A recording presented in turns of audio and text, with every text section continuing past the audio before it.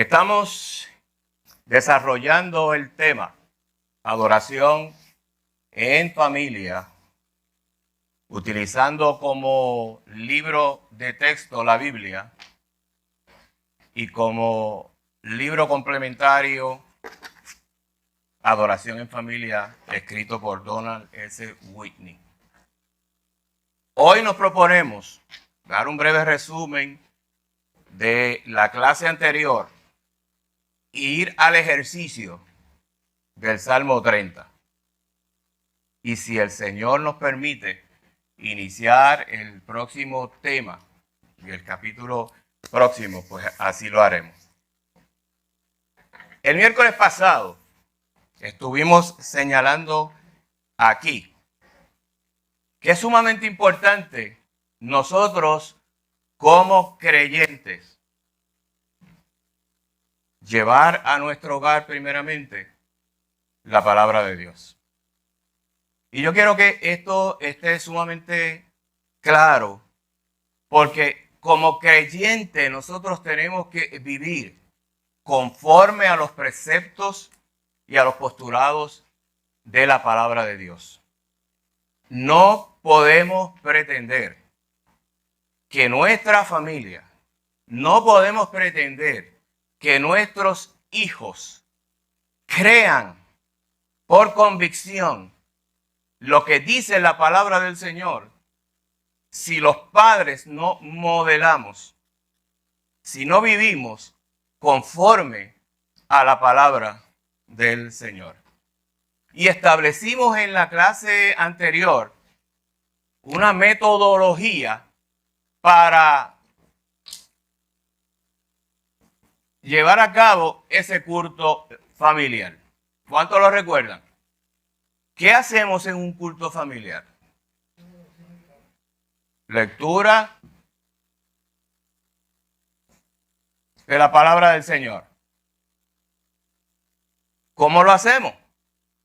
Si tenemos una familia mixta, donde hay niños de distintas edades, ¿se habló algo de eso?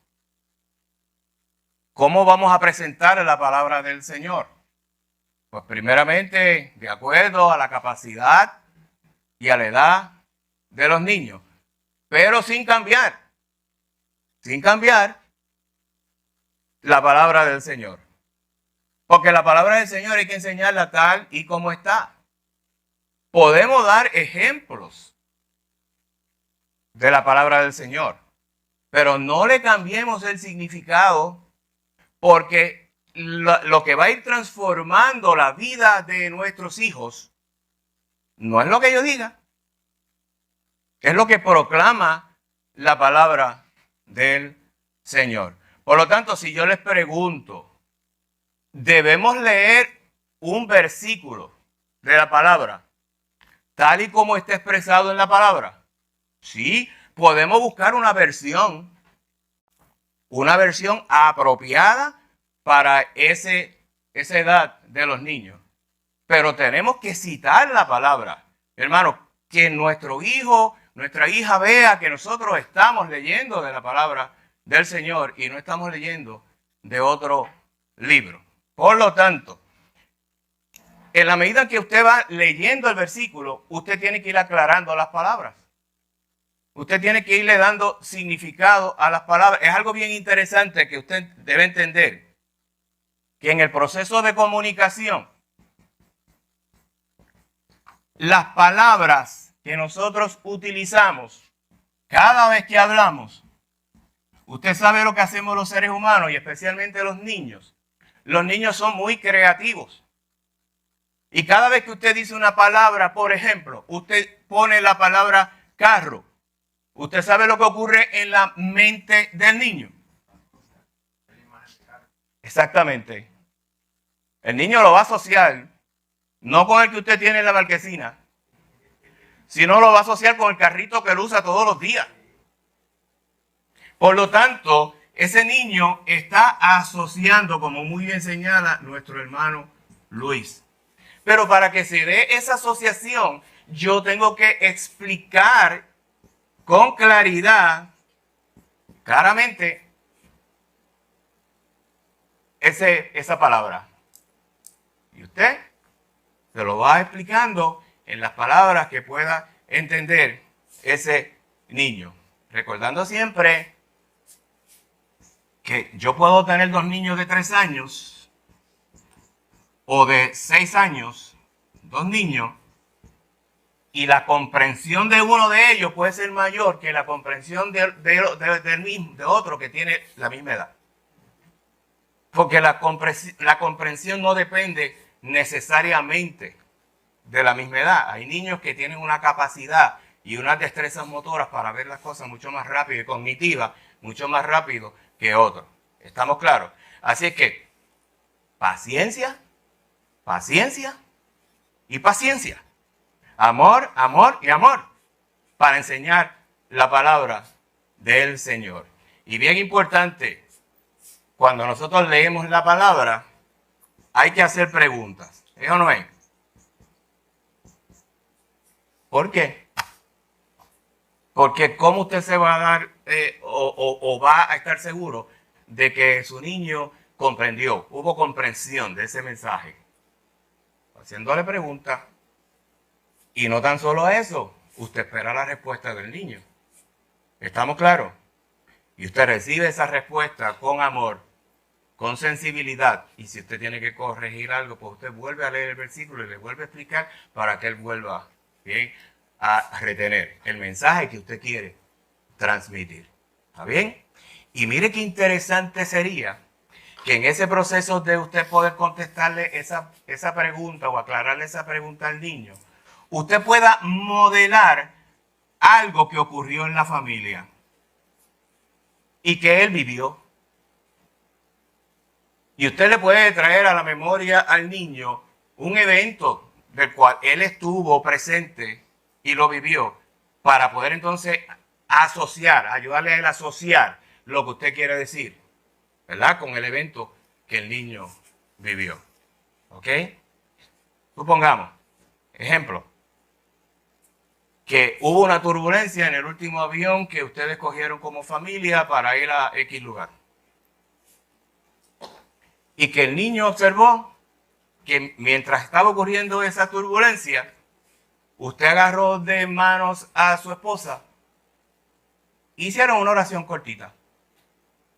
¿Usted cree que eso no quedó grabado en la mente y en el recuerdo de ese niño?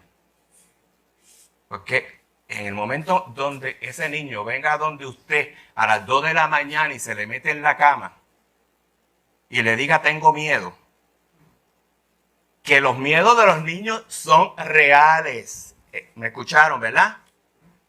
Pues qué bueno sería que usted les recordara primero lo que dice la palabra del Señor.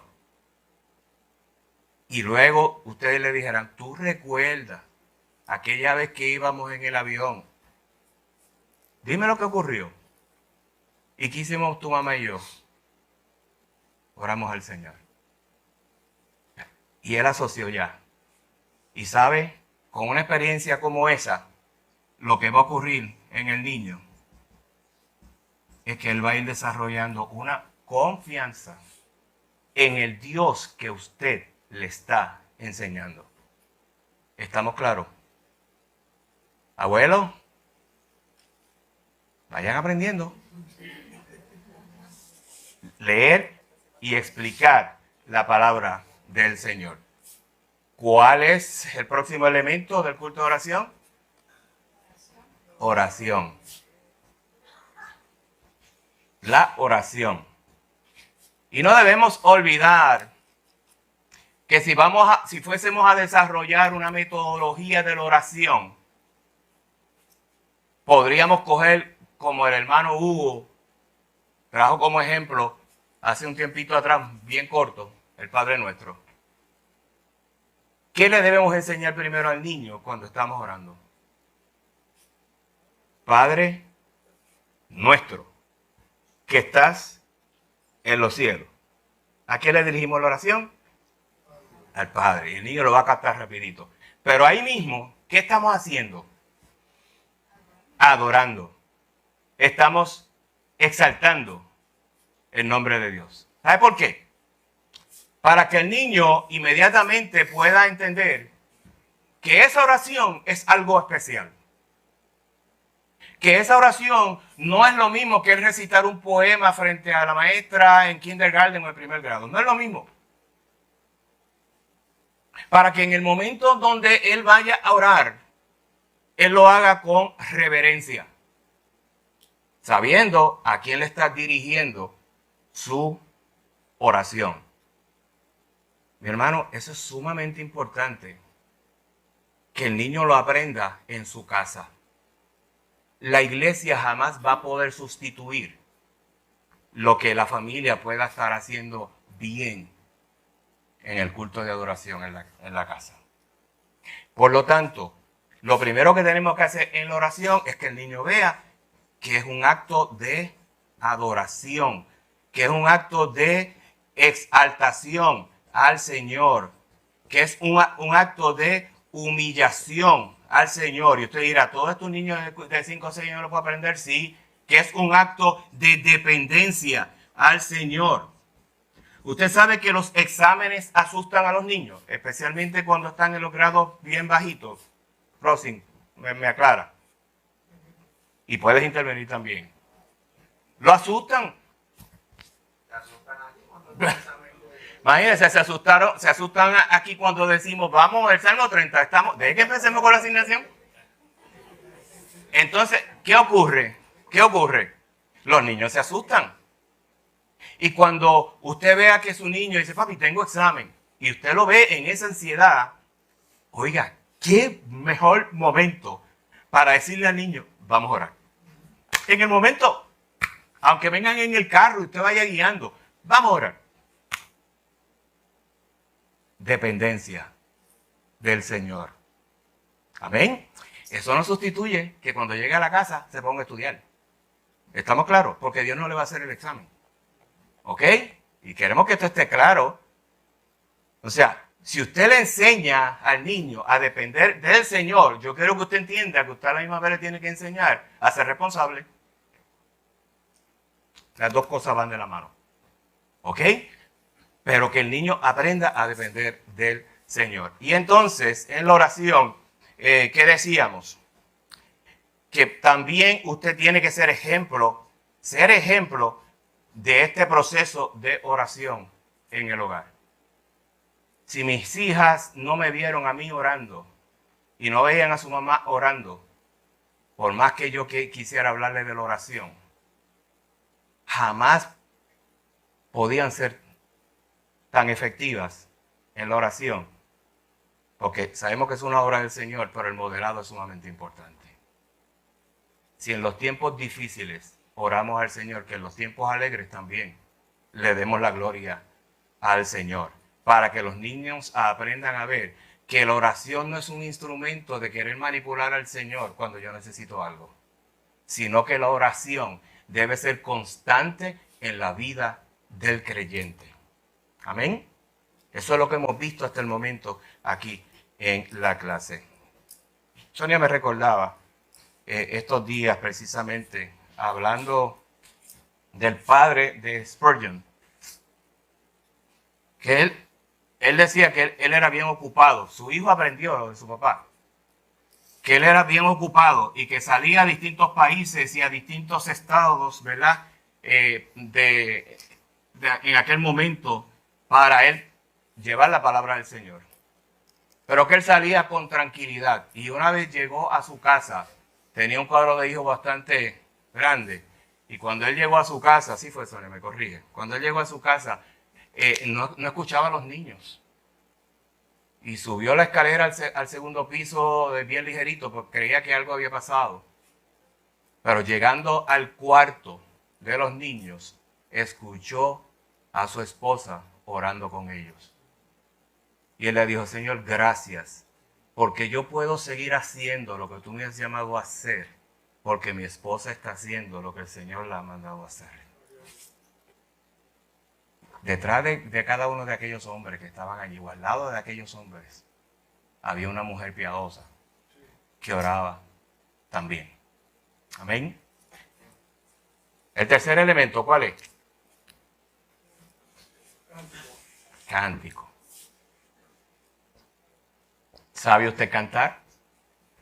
¿Entona usted bien? ¿En algún lugar de la Biblia dice que usted debe entonar bien para adorar al Señor?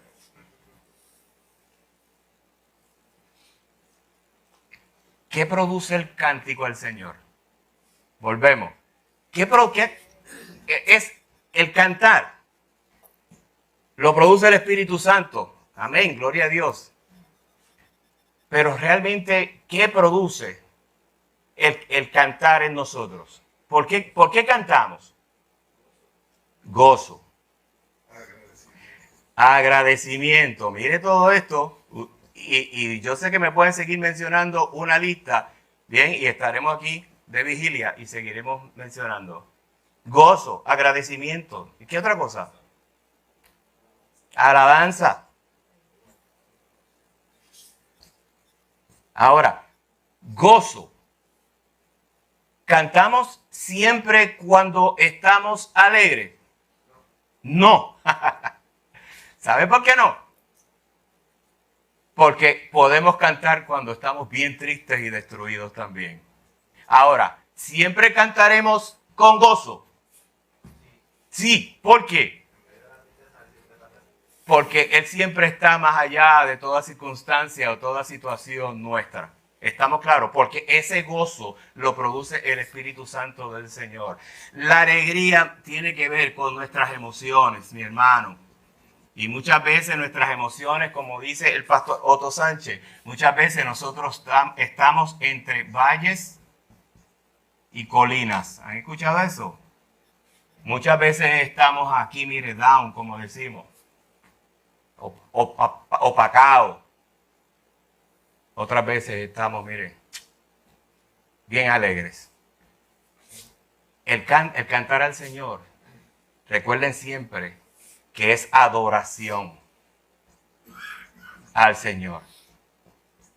Y nosotros adoramos al Señor por lo que Él es y no por lo que nos ha dado y no por lo que Él nos sigue dando. Adoramos al Señor por lo que Él es. Él merece toda alabanza y toda adoración. Le estoy dando el pie para el Salmo 30. Él merece toda la alabanza y toda la adoración, mi hermano.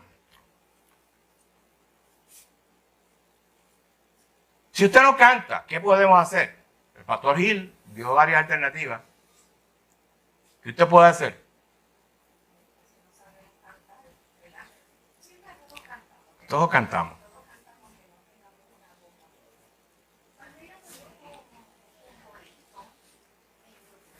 Un corito y lo pongo. Claro que sí. Pero si Rose canta y Jessie canta, ¿por qué no lo llevo para casa para cantar? Sí, es lo mismo cuando uno dice, no, el vecino tiene un problemita, pero yo voy a llamar al pastor para que venga conmigo a orarle. Eso no lo ha hecho Hugo, ni Graterole, ni Jorge. O sea, si el Señor me tiene en el lugar para que yo tengo que realmente llamar al pastor, el pastor podrá ir después con usted y lo visita. Pero esa persona necesita oración en ese momento. Esa persona necesita una palabra de aliento en ese momento. Si Dios te puso a ti ahí, tú tienes el Espíritu Santo de Dios, dale palabra. Porque fluirá. El Espíritu Santo hablará a través de ti. Por eso es que nosotros tenemos que sumergirnos como un buzo. Y esa ilustración también la trajo el pastor Gil. Tenemos que sumergirnos como un buzo en las profundidades de la lectura de la palabra del Señor. Para que podamos tener palabra de sanidad para esa persona en el nombre del Señor. Porque el que sana y el que salva es Cristo. Amén. Bien importante.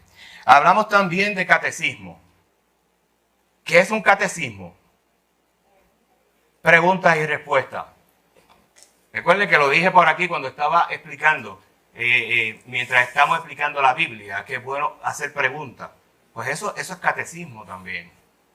O sea, es una técnica que nosotros utilizamos de enseñanza. Bien, es una metodología que la podemos utilizar. Está plasmada en libros, está plasmada en distintos recursos que nosotros podemos ver ahí. Podemos mencionar muchos de ellos que son conocidos, como el de Westminster, etcétera, etcétera. Así que hay muchísimos catecismos, pero todos ellos más o menos llevan ese mismo formato, preguntas y respuestas.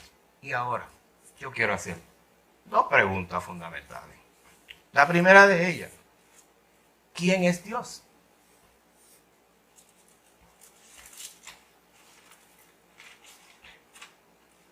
¿Cuántos saben aquí el juramento a la bandera de Estados Unidos?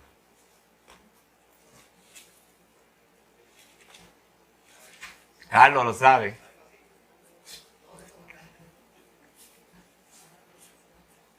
Yo sé que aquí hay hermanos que lo saben muy bien. Le pregunto, ¿habla en algún momento determinado ese juramento a la bandera de Estados Unidos de Dios? Sí. Sí. Ahora,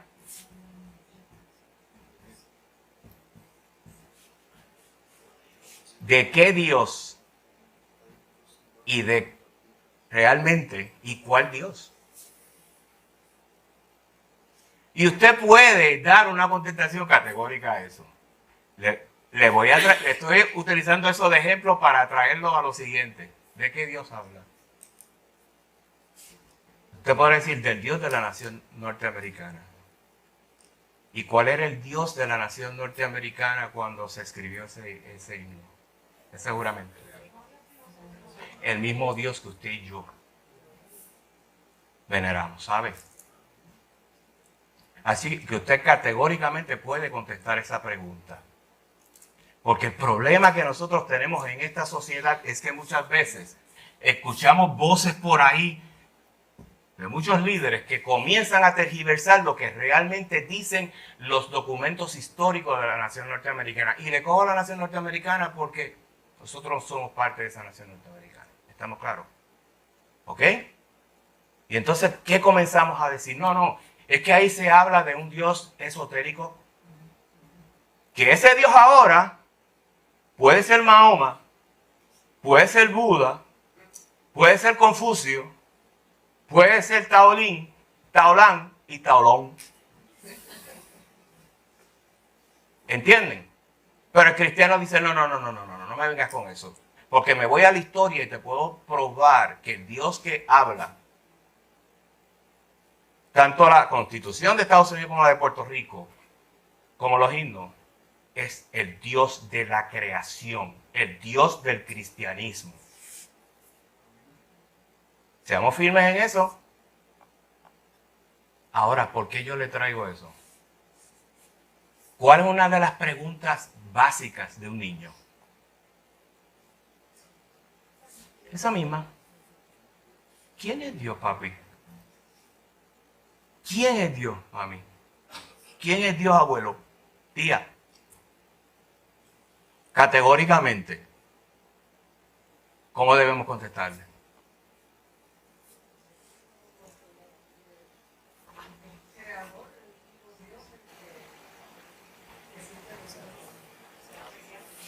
El que existe de la eternidad, por toda la eternidad, hasta la eternidad. El gran yo soy, el alfa y el omega. El Dios creador. Recuerden que se habló de esa historia. Y tú quieres saber quién es Dios. Vamos al primer libro de la Biblia. Papi, ¿cuál es el primer libro de la Biblia? Usted le pregunta al nene.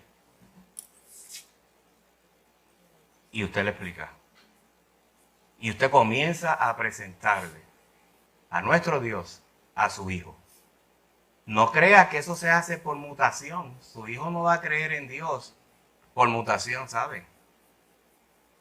Tiene que creer porque usted se lo ha enseñado. Usted ha orado por Él.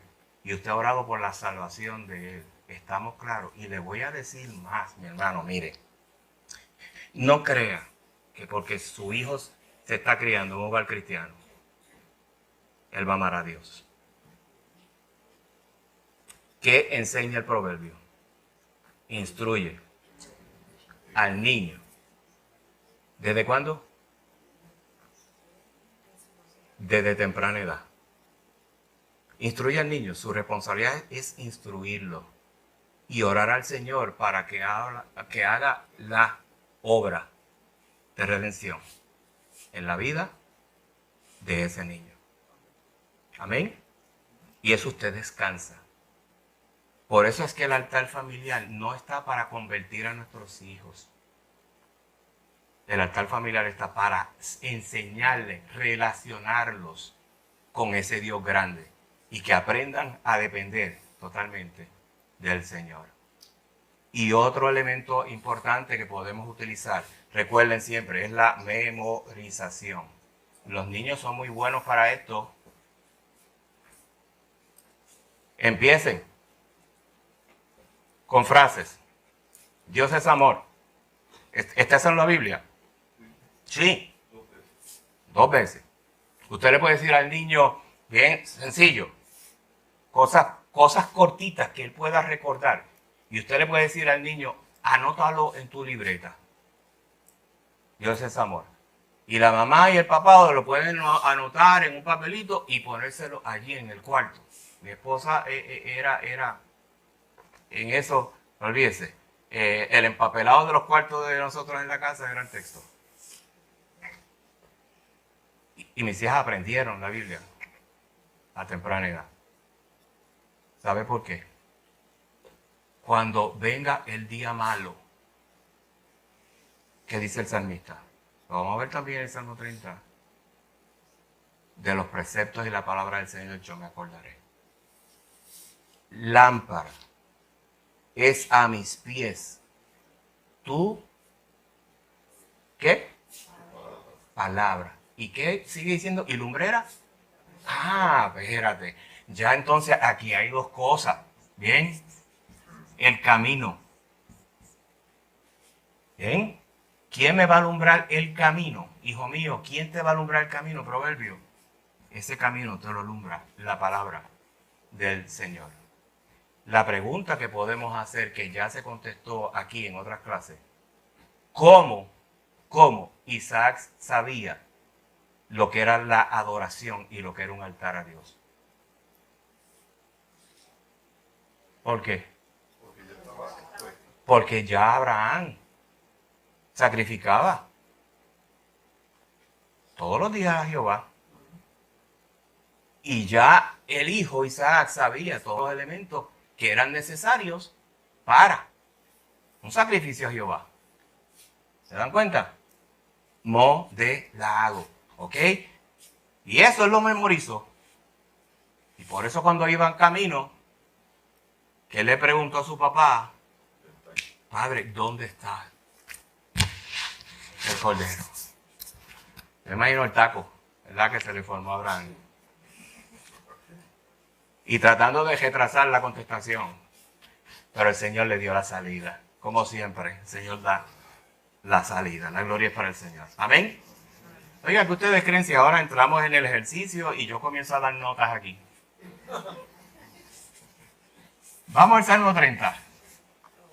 Mi hermana Clara, si me hace el favor y lo pone ahí en los monitores, se lo voy a agradecer.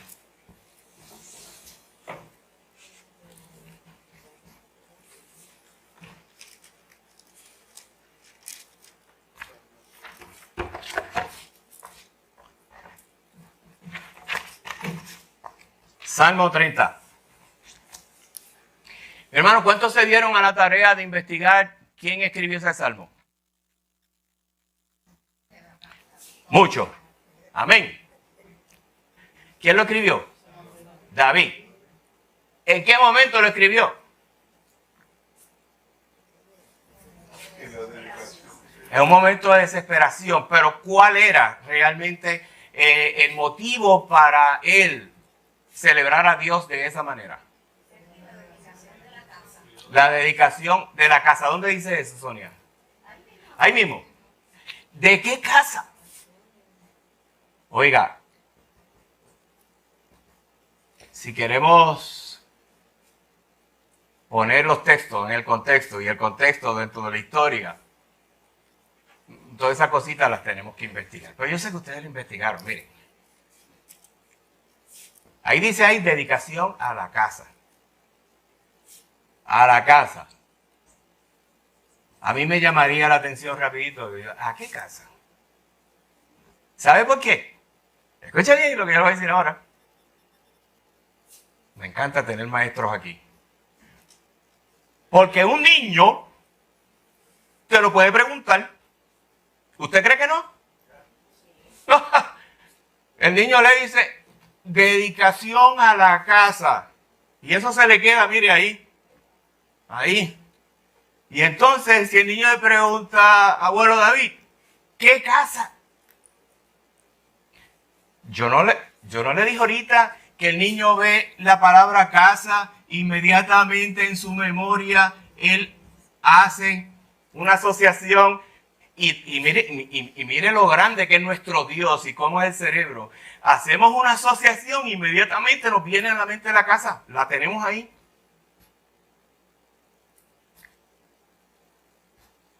¿Qué casa? Ok, mire, los comentaristas bíblicos dicen que la casa a la cual David se refiere y que estaba inaugurando era a la fortaleza donde él iba a vivir con su familia. ¿Ok? A la fortaleza donde él iba a vivir con su familia. Y usted dirá, ¿dónde está eso en la Biblia? Pues mire, segunda de Samuel, capítulo 5, versos 11 y 12. Primera de Crónicas, capítulo 14, versos 1 y 2. Repito, segunda de Samuel, capítulo 5, versos 11 y 12. Y primera de Crónicas, 14, 1 y 2. Miren lo que dice. En estos dos pasajes se describe la terminación del palacio del rey David. Mire cómo dicen los versículos. También Hiram, el rey de Tiro, envió embajadores a David y maderas de cedro y carpinteros y canteros para los muros, los cuales edificaron la casa de David. Y entendió David que Jehová le había confirmado por rey sobre Israel y que había engrandecido su reino por amor a su pueblo Israel. Por lo tanto, ahí vemos rapidito que es un salmo de alabanza, de adoración, que David le escribe al Señor por motivo, ¿verdad?, de la inauguración de la fortaleza donde él iba a vivir. Los arqueólogos han encontrado restos de esta fortaleza en Jerusalén. ¿Ok? Bueno, vamos a coger versículo por versículo y yo los quiero escuchar a ustedes diciéndome que ustedes aprendieron y que ustedes me pueden decir de cada uno de los versículos qué principios de vida hay en ese versículo. Y recuerden que el propósito es que después me digan cómo lo podemos enseñar en un culto de adoración en familia. ¿Amén? Ok. ¿Entendió eso así? Bueno, vamos al primer versículo. Tengo poco tiempo. ¿Quién lo lee? Luis. Te glorificaré, oh Jehová, porque me has exaltado y no permitiste que mis enemigos se alegraran de mí. ¿Quién me puede explicar ese versículo? Bueno, yo entiendo que empieza con alabanza, con el Padre nuestro. Que dice, te glorificaré, oh Jehová, porque me has exaltado. O sea, entiendo que lo primero que empieza es por adoración y alabanza. Ok. Yo le pregunto, si David es el que mandó a hacer esa fortaleza, espectacular. Si recibió ayuda del rey Hiram, todos los materiales mejores de aquella época, así se construyó la fortaleza. ¿Por qué David le tiene que dar gracias al Señor si él fue el que la construyó?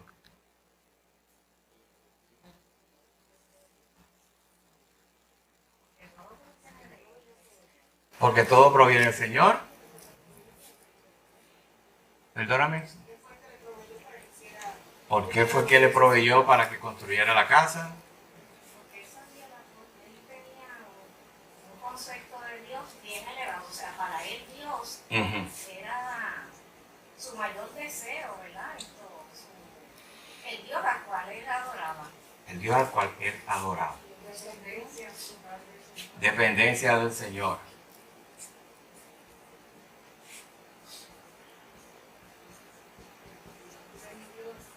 Quizás en ese momento había un problema que no pudo ser lo enemigo.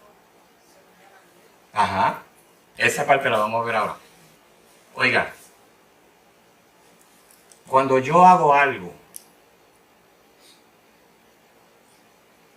y no tengo temor de Dios, ¿qué yo voy a decir? ¿Qué fui yo? ¿Ustedes conocieron el personaje en Puerto Rico de Ñico Fernández? Sí, no le tengo que explicar. Por lo tanto, ¿cuál es la tendencia natural del ser humano?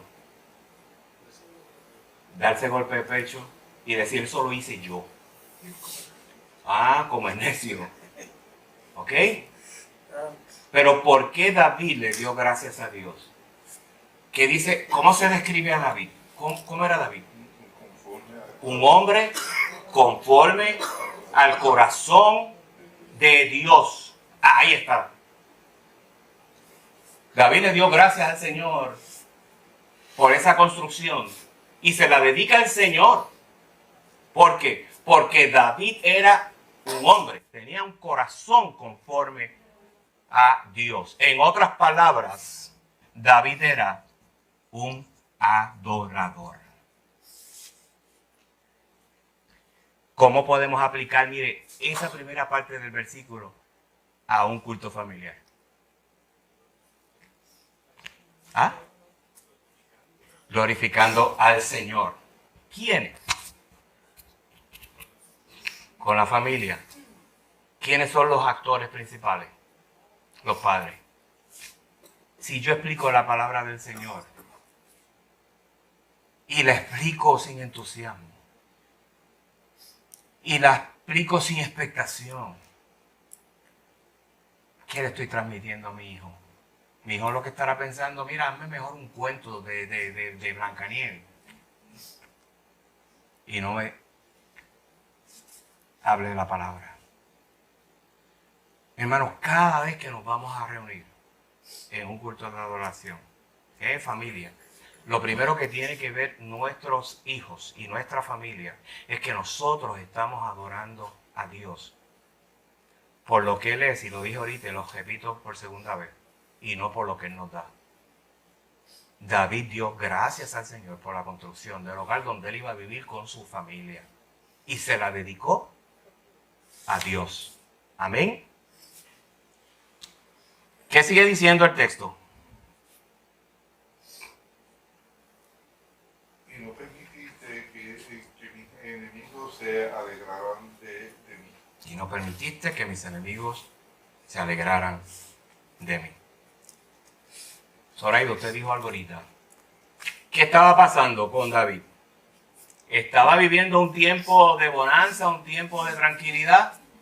De hecho, si usted sabe, el reinado de David fue un tiempo prácticamente de guerra. Muy pocos tiempos de paz. ¿Bien? Fue un tiempo turbulento. Y hasta con sus propios hijos. Por lo tanto, David está diciendo ahí, Señor, gracias te doy, porque he construido mi casa te la dedico a ti, pero en este proceso también te doy gracias porque me has librado de mis enemigos. O sea, observen lo que él está diciendo, sigo luchando con todas las situaciones de la vida diaria como rey, pero cuando yo llego a mi casa, yo encuentro un oasis en mi hogar. ¿No nos pasa eso a nosotros? Como creyentes nosotros tenemos nuestras responsabilidades. Como ciudadanos tenemos nuestras responsabilidades. Y muchas veces esas tensiones del día, ¿dónde las llevamos? Al hogar. Y muchas veces descargamos con los que menos responsabilidad, ¿verdad?, tienen en ese proceso. Cada vez que nosotros lleguemos a nuestra casa, nosotros debemos entender, ¿verdad? Que debemos ir preparados porque allí está posiblemente nuestra esposa, están nuestros hijos y yo le tengo que pedir al Señor por el camino, Señor, ayúdame a llegar a mi casa en paz. Porque si por la noche me voy a reunir para hablar con ellos, qué bueno que ellos entiendan que yo tengo mis luchas, no me malinterpreten, pero que yo dependo de ti. ¿Ok? ¿Qué dice el versículo 2?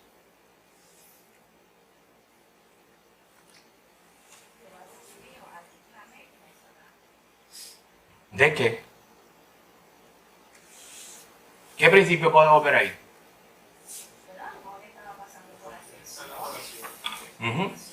Estaba pasando por aflicción, sí.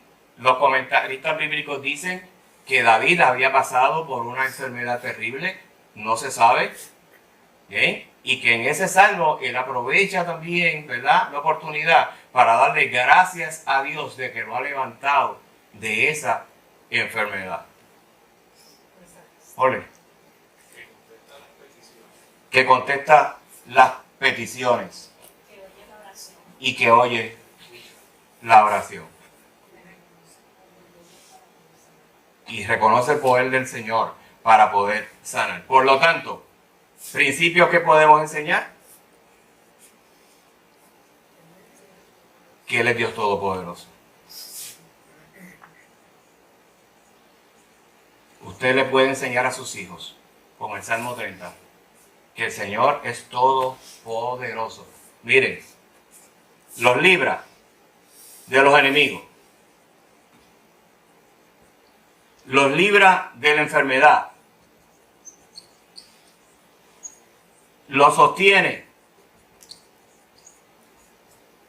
Y le está dando abrigo y sustento porque, bien, ya hablamos de que se construyó una fortaleza para ellos. Los hijos ven eso. Aunque estemos pasando por estrechez en nuestra casa, nosotros debemos enseñarle a nuestros hijos que nuestra dependencia es del Señor y que la provisión viene de parte del Señor.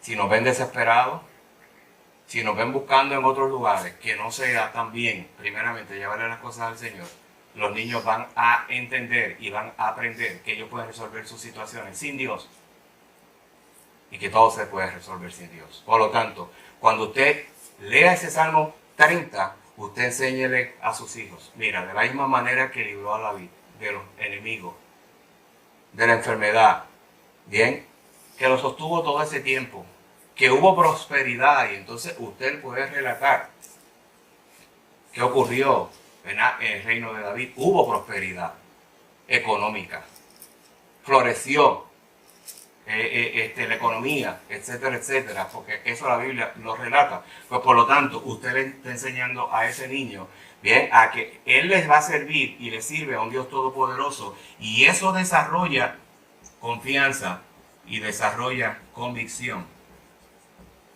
en ese niño. Y les voy a preguntar, ¿necesitan nuestros niños estos dos elementos? Sí. ¿Saben por qué?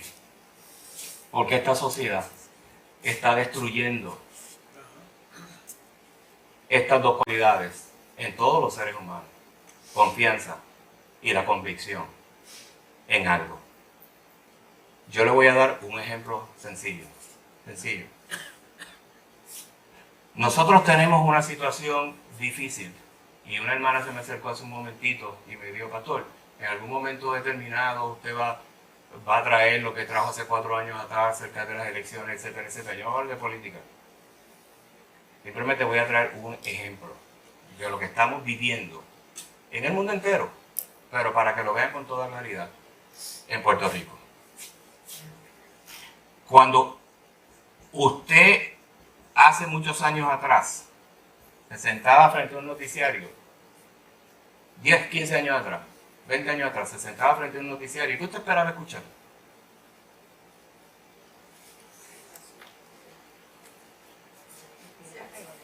Situaciones reales de lo que estaba ocurriendo.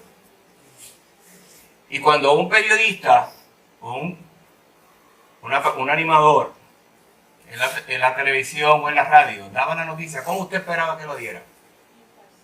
Imparcial.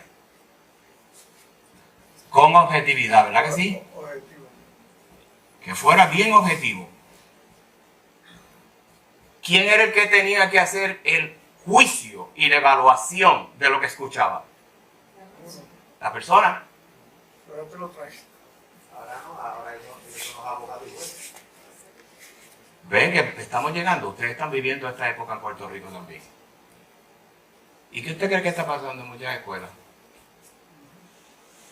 Que usted le enseña a su hijo en su casa un principio. Tengo que decirlo.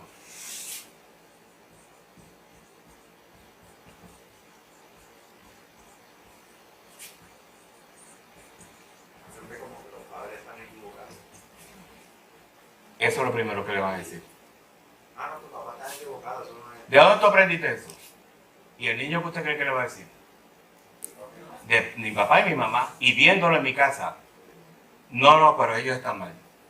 Porque entonces ahí comienzan con toda esta jerga de discrimen, etcétera, etcétera, que estamos viviendo en este país. No lo voy a desviar, no me voy a desviar del Salmo 30. Por lo tanto, cuando nosotros vamos a la Biblia, le leemos un salmo como este a nuestros hijos, se lo explicamos de la manera en que lo estamos llevando esta noche y de la manera que lo dirige el Espíritu Santo, usted tiene que enseñarle a su hijo a que dependa del Señor. A que vendrán tiempos malos, vendrán tiempos difíciles, pero que Dios va a estar con ellos. Y no va a haber tiempo para mucho más, pero yo quiero decirle lo siguiente. Usted me ha escuchado aquí en varias ocasiones decir que siempre en los velorios Dios pone en el corazón, ¿verdad?, de sus hijos el poder entender correctamente lo que está ocurriendo en el lugar y que sus emociones no nublen nuestro entendimiento y que podamos evaluar todas las cosas como nos dice la palabra del Señor. Ayer mi esposa y yo estuvimos en un velorio de un joven que falleció repentinamente. ¿Qué pudimos ver allí? Pudimos ver en medio del sufrimiento, en medio del dolor, pudimos ver confianza en un Dios soberano. Una mamá, un papá con un dolor increíble. Pero una mamá que cuando yo la abracé, me dijo, pastor, yo confío en mi Señor. Y hay dolor y hay tristeza.